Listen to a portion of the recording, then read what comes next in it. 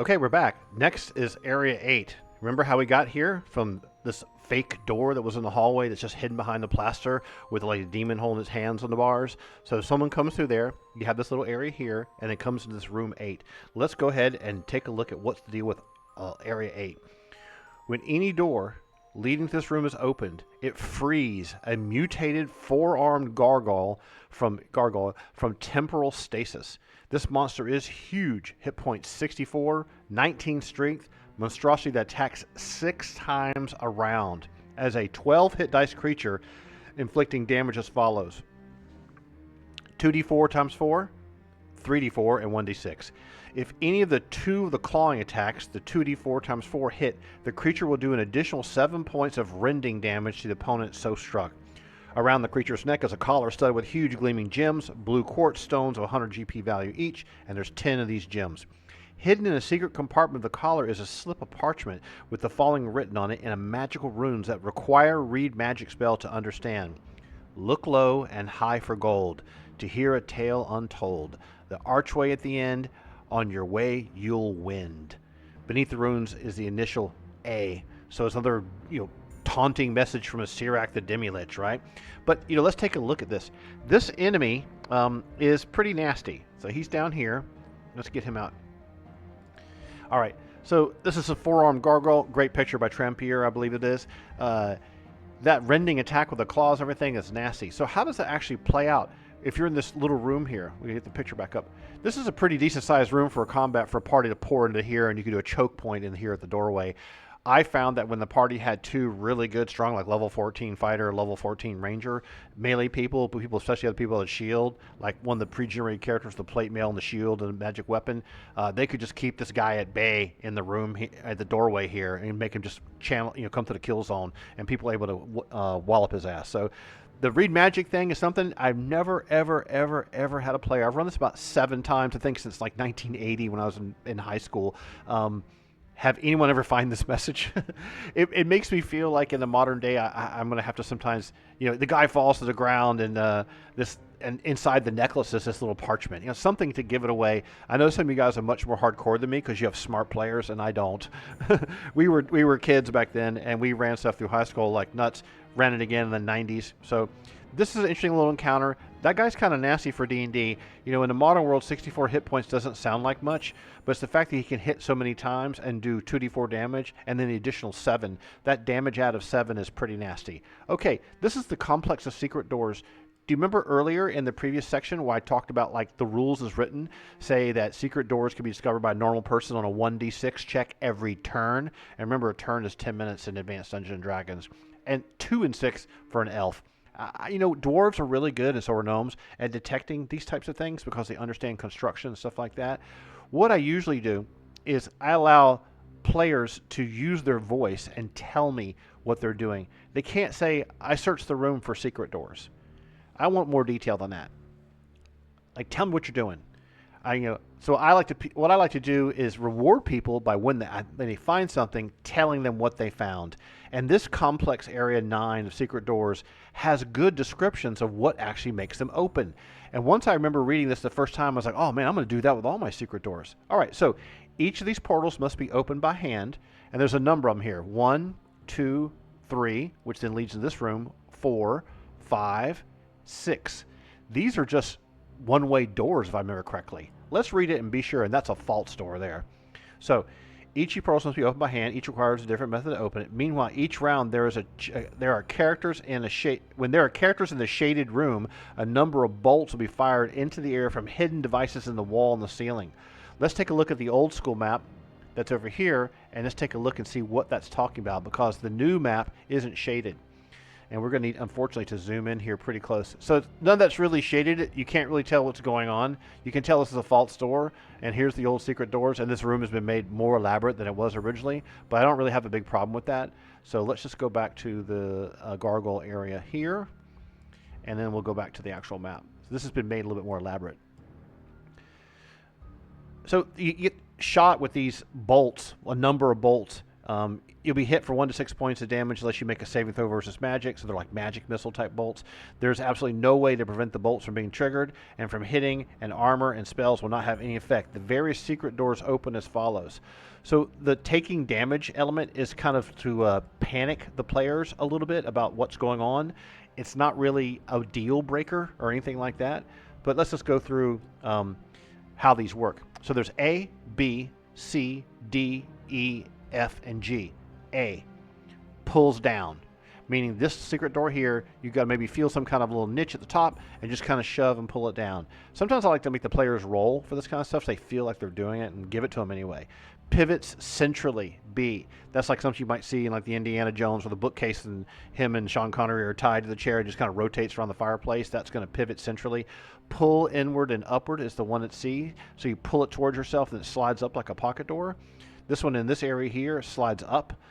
This is double panels that pull inward, like a pair of double doors like you might have in a closet in a house.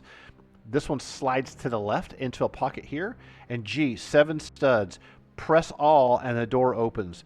1 and 7 bring the door falling inwards for 3 to 18 points of damage. This one here is like a heavy stone secret door. So there's not much discussion about what's going on in here at all. Like what's going on in here. So you open this door, you open this door, you open this door, because these are normal doors. You open this door and then it's a fake door. You're like, okay, open this door, empty room. So unless the players figure all this out, there's no way to proceed really with the whole adventure at all. They're going to have to figure this out. If you want to be really great DM, you could spend time describing, this stuff is not lit, there's no torches in here or anything. You could spend time describing and creating frescoes and stuff to be on the wall, like why is this here, and create your own kind of puzzle that kind of maybe clues people in as to like which way would I go. You know, that's very hard to do. It depends, you don't have any artistic pictures to give them or anything like that, so you'd have to really think about whether that's something you want to do or not. So otherwise, they're just blank, empty rooms, which is kind of boring. When they're blank and empty, people kind of go, well, they're probably secret doors. Okay, let's move on to the next area. This next area is pretty dramatic. It's going to go down here. It's called the Great Hall of Spheres. Let me just check something real quick. Did we ever get to this? Oh, we skipped 6. Oh, I'm so bad. We have to go back and do 6. I'm so sorry. It's the classic Green Devil. All right, I'm so sorry. Please forgive me. Like, why did he skip 6? Okay. The other fork of the path leads right up to an evil-appearing devil face set in a mosaic at the corridor's end. We all know this one. I apologize so much for skipping this one. It's the classic Sphere of Annihilation type space, right? Let's go back to regular view here. There we go. All right. The face has a huge O of a mouth. It is dead black. The whole area radiates evil and magic if detected for. The mouth opening is similar to a fixed Sphere of Annihilation. It's also about 3 feet in diameter. Plenty of room for those who wish to leap in and be completely and forever destroyed. Okay, it didn't take long to go back and talk about that. This has been the subject of artwork forever. It's like dying in character creation in Traveler. People seem to absolutely love that. Okay, we're going to jump back to the sphere room. I totally apologize for getting that out of order. I must have got carried away. We're going to go back to this area here, area 10. And then we'll talk about 12 and area down here at this area below. So this is a tricky room, and as a GM, it's hard to keep track of. But in this map, Jon did a great job of coloring all the little orbs for you, which makes it so much easier than trying to look and see which one was orange and which one was bronze. So this is called the Great Hall of Spheres. This area is similar to 3, for the floor is of inlaid tiles, and the walls and ceiling are painted with figures of animals, strange signs and glyphs, which mean nothing, and humans and human-like creatures with spheres of different color. These globes are two-dimensional, of course, and their significance and patterns are described below. So let's go back and show you the picture. It's this one right here, right? I'm going to read some of the stuff from here. From north to south, with the west wall being the first column, the east the second, and the figures in the sphere appear as follows, right? So there's a key for you, the Dungeon Master, that tells you what the gold one, the orange one, the purple one, the bronze one, the gray, etc. All the different colors mean. The ones that really matter is the gold one. Let's go back to the map. Excuse me. Excuse me. The gold one, as you can tell, it's a way to go somewhere else and a way to escape. There's an illusion covering this. So this is an illusion of this opening here, right? And we should do a video when they talk about how to handle illusions. The one with 2 dots is the silver one, which is down at your feet, which is this one down here, I believe. And then you have the black one as well at your feet. The second one, the door can be opened by knock, disintegrate, rock to mud, stone to flesh spell. Then let's go down to the illusion covering the crawlway to 14. That's this one way down here. That goes down here to 14, which you need to discover to progress in the adventure. And illusion covering a crawlway to 13, which is going to be this one here that cuts into this room, which you could have gotten through by this other teleportation trick if you've fallen through the mist. So there's a number of these types of, hey, we bumped into someone else and we're able to rescue them. This passageway goes underneath, I believe, this room here. All right, let's go down to this here. At the end is another one of our magical portal things, but it's a much smaller one. This is a magic archway. This is illustration 5. Let's pull that up real quick. It's this one here from before. We've seen it before, but it's a different scale now. When a party examines this arch, give them illustration 5, inform that the stones glow in these colors whenever a person comes within 3 feet of the portal. So really close. Lower left, olive. Keystone, russet. Lower right, citron, whatever that is. I thought it was a car in Europe. No matter which stones are pressed in what order, the archway remains clouded and veiled with a haze which nothing can enable the onlookers to see through. All living matter which goes through the arch will be teleported to 3. This, remember, 3 is the starter area. Voop, right back to the beginning again. While non-living matter is teleported simultaneously to 33. Uh-oh. This means your armor, your belt buckle, your dagger, your underwear, everything else is going to be teleported to area 33. Oh no, way down here. That means you're naked. Character will appear at the start totally new, while everything else with them will go to the crypt of the Demi-Lich. Cruel, but the most entertaining for the DM. You may want to change this. I would hate to have a player be fooled by the reward that I suggested you give, because there is no reward in the first one. Remember the first hallway here? Where is it? Here it is. Remember the first hallway where area 5, where I suggested putting a reward in here? They would go for the reward again, but it's another one of these, like, please hit me in the face with a baseball bat 5 more times. Can you imagine being the player that has to sit in room 33 by themselves for the rest of the adventure, or they start dinking around, with my favorite word of the day, in area 33 and get themselves killed while everyone else ends up playing the campaign for 4 more weeks? That would suck. But hey, up front, everyone was warning you, this place is nasty. All right, so now let's move to area 11. This is 10. This is 12. Let's go back to area 11. Remember, it's possibly to have been teleported here, all right? When the players find this smallish room, they'll immediately see what appears to be a broken, and there's no marker on the map for this one, a broken 8-foot-tall statue of a 4-armed gargoyle. And there's a graphic for this guy too, of course. This is the guy right here. Here he is. This is interesting. I remember this puzzle vividly the first time I played through it. And there were some elements that we discovered, some elements we did not. Okay, so it's an 8-foot-tall statue of a 4-armed gargoyle with a broken off 4th arm on the floor nearby, in this space directly in front of it. No amount of fooling around with the broken arm will enable it to be replaced. You can't glue it back on or anything. And the statue will do nothing at all in the meanwhile. So it doesn't come alive. You saw a 4-armed gargoyle earlier. He wigged out and attacked you. A close look at its open and outstretched hands, however, will detect that a large gem, 100 GP blue quartz one, fits perfectly, will fit in a carved depression in each of the 3 remaining hands, while the broken one has no such concavity, even though in the picture it shows it that way. Now, I guess what you could think of is if someone had like a black dot, like a pirate mark for death mark on their hand, in the middle of their hand, there'd be this little marble-sized little opening, little half semi-sphere indentation in the hand that something would put there like the size of a marble.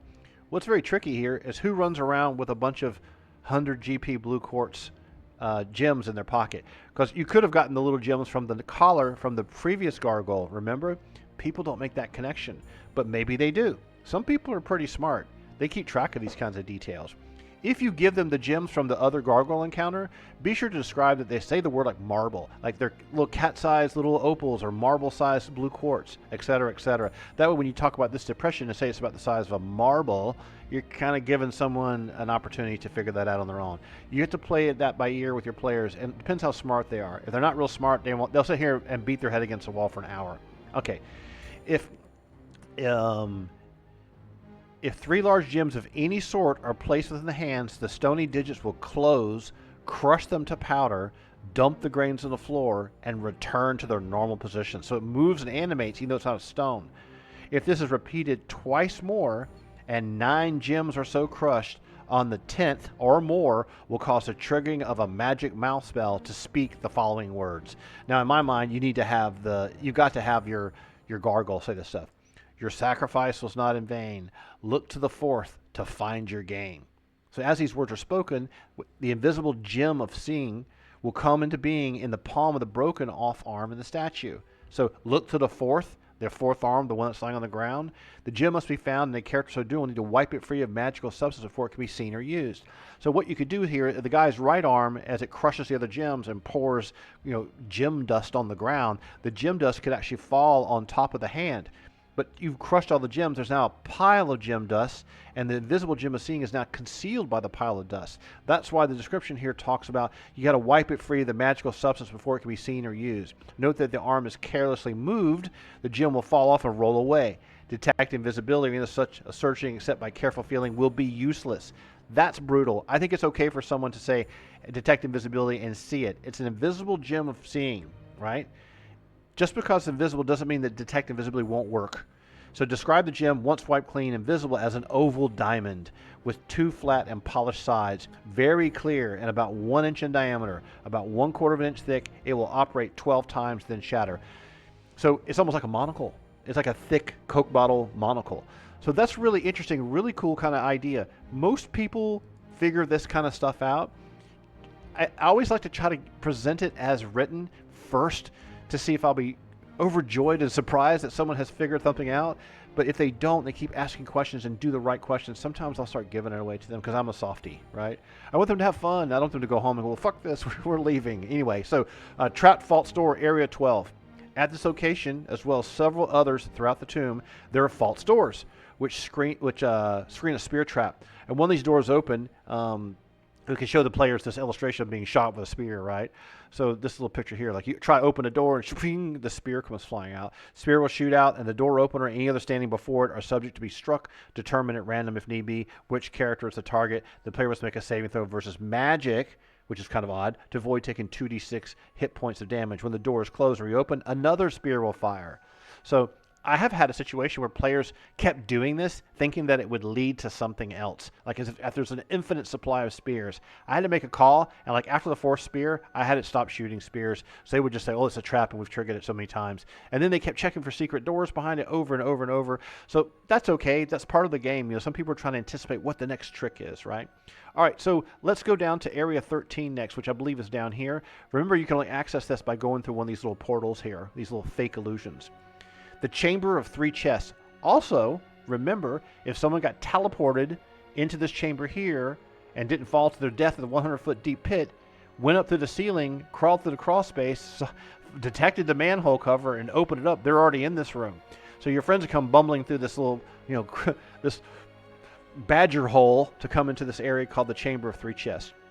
When a party enters the crawlway hidden by the sphere illusion of a red color, they will come to an apparent dead end, but a bit of examination will easily discover 4 and 6, the secret door. The character opening the door will be precipitated to the floor 10 feet below by a tilting stone at the mouth of the crawlway and automatically take 1 to 6 points of damage. It's a mere annoyance, but it erodes the strength of a party.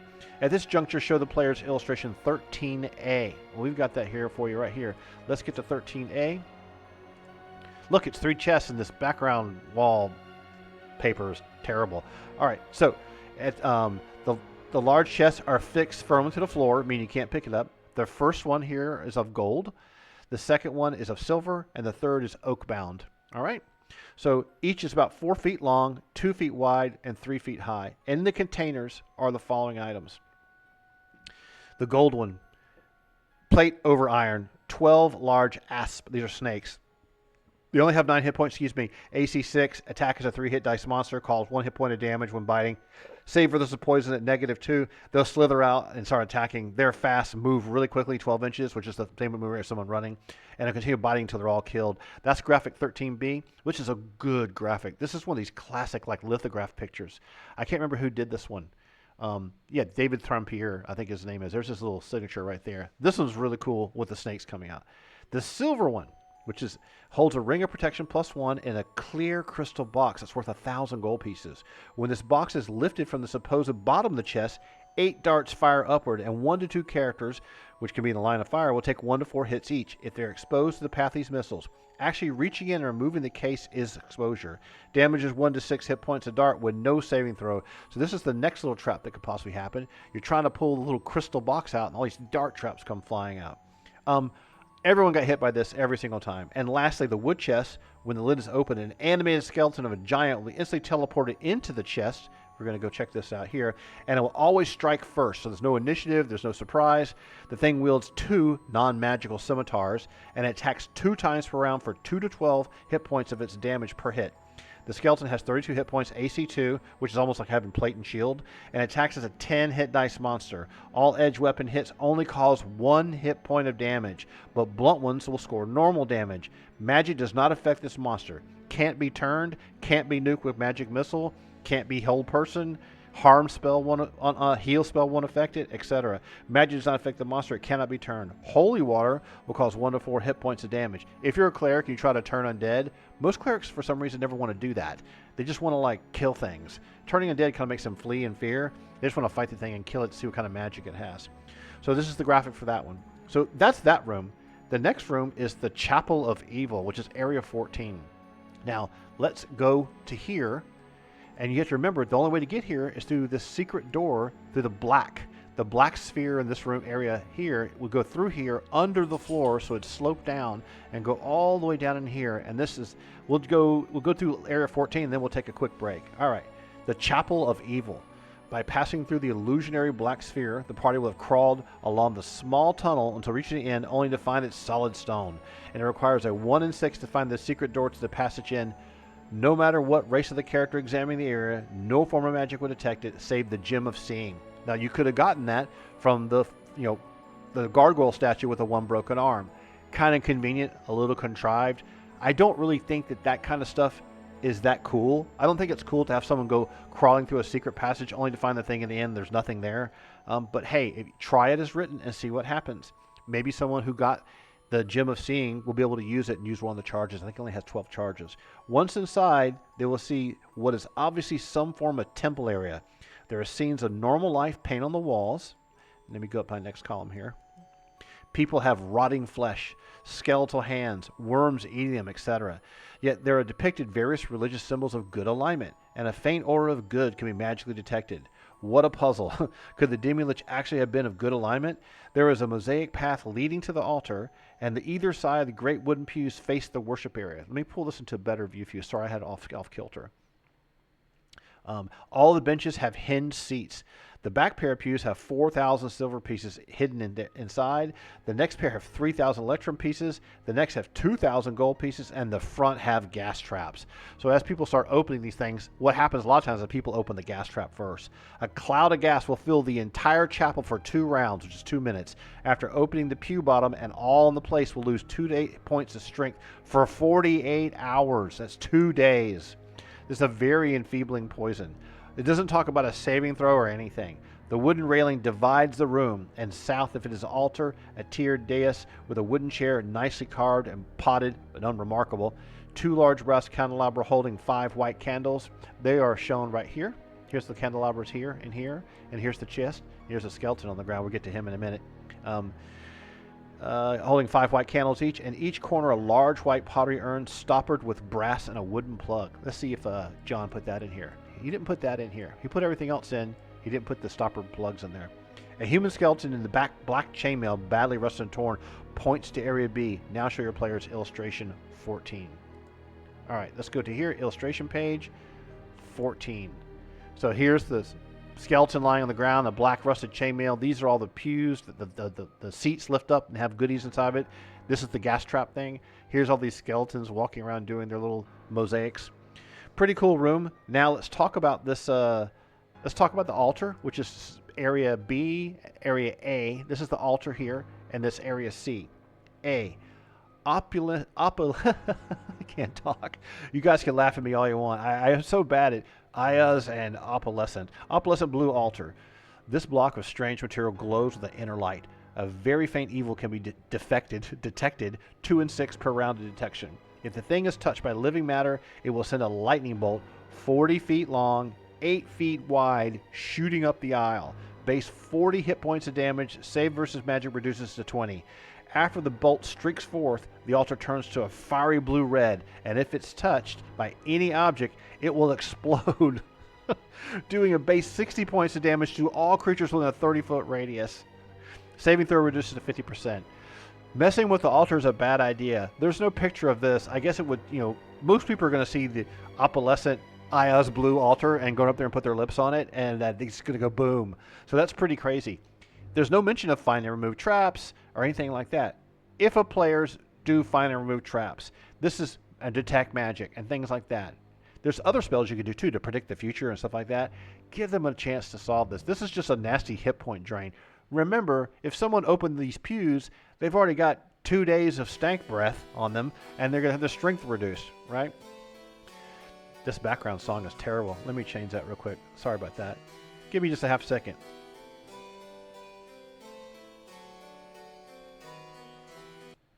That'll solve it.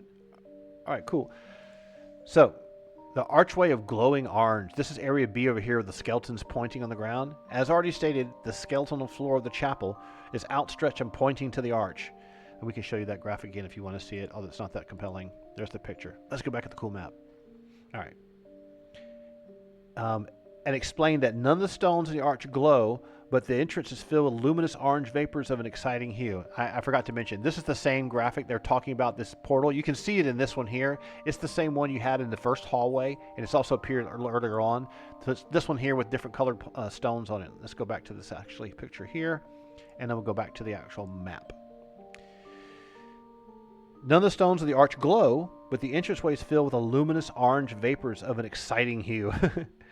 These vivid orange mists cannot be penetrated with any sort of vision or magic. The skeleton, of course, misleads the party, for any character passing through the portal will enter a 10 by 10 room where their sex and alignment are reversed by a terrible curse. Although restoration of alignment and sex to its original is difficult, the curse, once reversed, will not alter paladinhood or ranger status. Re-entering the archway will restore the original alignment, but 1 to 6 hit points of damage is sustained in doing so. Going back a third time, we reverse sex again. Sorry, I have to laugh. This isn't going to go over too well in the modern day. Re-enter the archway will restore original alignment, but 1.6 points of damage. Okay, I already read that line. Going back a third time, reverse your sex again, but the individual will be teleported as Arch 10A does. So, gosh, we'd have to go back to Arch 10A and remember where that teleported you to. That's this one over here in room 10. I'm not going to go back to it. You can look that up if you run the adventure. Only wish or alter reality spell will restore both alignment and sex. However, if alignment is restored by entering the orange portal, a remove curse spell will then restore the original sex. Prior to alignment restoration, no spell other than those stated will affect the cursed character. That's pretty nasty because it kind of lets you stay. Once reversed, it's not going to alter whether you could become a lawful evil paladin or a but you have to start playing that way, right? I mean, that's pretty crazy. Like it says verbatim, okay, a sex and alignment are reversed with a terrible curse.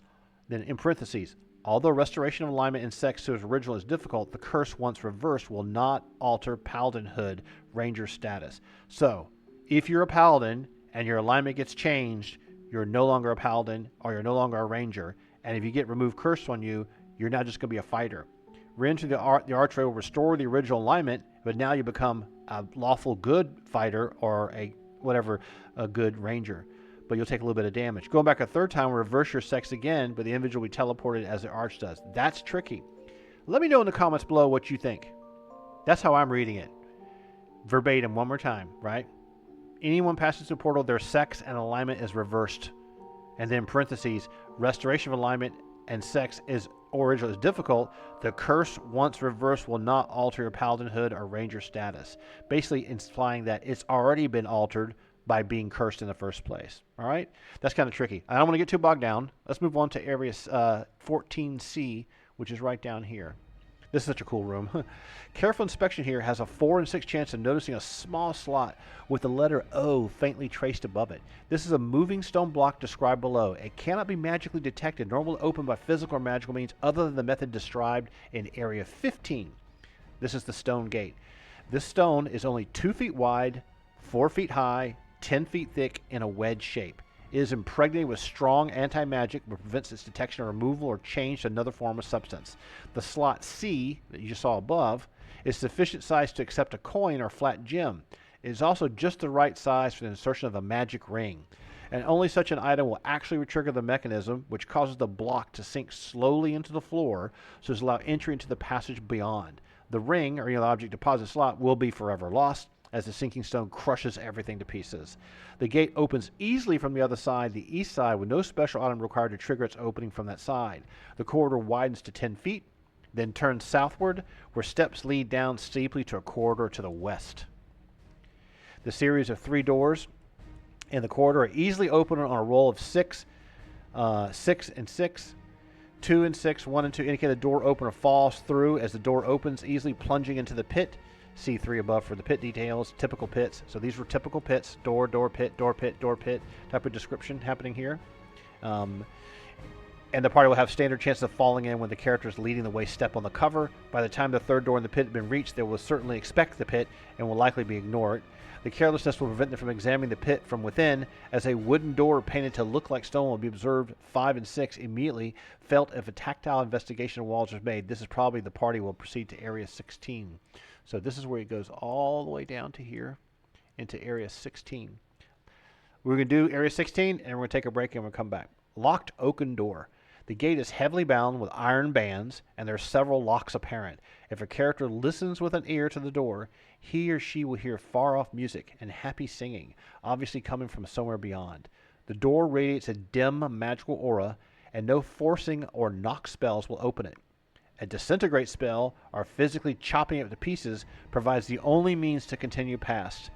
Once the door is destroyed, sounds of confusion and running away can be heard from the north. All music and singing has ceased. This is deep enough. Remember, there's no light in this dungeon. There's no torches anywhere. You got to have your own light source. 1, 2, 3, 4, 5, 6. Your torch is probably going to illuminate to here, so sounds will come back there in the darkness over here. The walls of the passage are smooth, white alabaster, and the floor is very smooth, highly polished, smoke gray marble. The destruction of the door triggered an audible glamour spell to produce the noises heard. The tunnel floor is a counterweighted beam. Its overbalancing point is the 3rd square from the door. Now remember, this is these are done in 5x5 grids. So when they say the 3rd square from the door, what they really mean, let's go back to the original ugly blue ditto map. Yes, I said the word ditto. It's 1, 2, 3. See, this is 10 feet. So when John made the map, he made it for modern VTT. So he's got these as 5x5. So this is 10, 10, and 10. So see what the little crack here? That's a good way for you to count which one it is, right? Its overbalancing point is the 3rd square from the door, and when one or more characters step there, the floor begins tilting downward from the door north. The players will slowly sinking. At this moment, showing this graphic here. We love this graphic. It's one of the most classic ones ever done in D&D. I love it. It's just so like, oh shit. So you have this counterbalancing happening at the halfway point. Quickly state the floor is beginning to slant as explained above. Begin counting slowly, just like we did in the very beginning, to 10. All characters still north of the doorway. At the conclusion, the 5 count will fall and begin sliding downwards to the north at 10 feet a segment, which is 6 seconds back in the old days. When the 40-point foot mark is reached, they'll take 1 to 6 points of heat damage, 2 to 12 hit points at 50, and thereafter plunge into a pit of flames and molten lava, which will absolutely snuff them out. Retreat from the area during the count is on a 1 to 1 base movement rate per count. This is a cool trap. Most people, when it starts tilting away, they back up. But then you have a lot of times like, oh, they backed up, and then they're going to go back and test it again. So it'll keep teeter-tottering and going on and on. There's a possibility where like characters can stand at this end, and one person who doesn't weigh much can go to this end and check it out, but they can maybe feel the heat. But there's nothing to gain here. This is just a dead-end, nasty trap. There's nothing about this that's going to be rewarding for the players. This is one thing about the Tomb of Horrors, that's different from many other modules. It has a lot of your curiosity killed the cat with this stuff. Okay, cool. We're going to take a quick break, and we're going to come back. Now, remember, I'm going to edit and splice this stuff all together and put chapter names in here, so you don't have to go anywhere. But I want to take a quick break, catch my breath, and then we'll come on to the next section. Talk to you in a minute.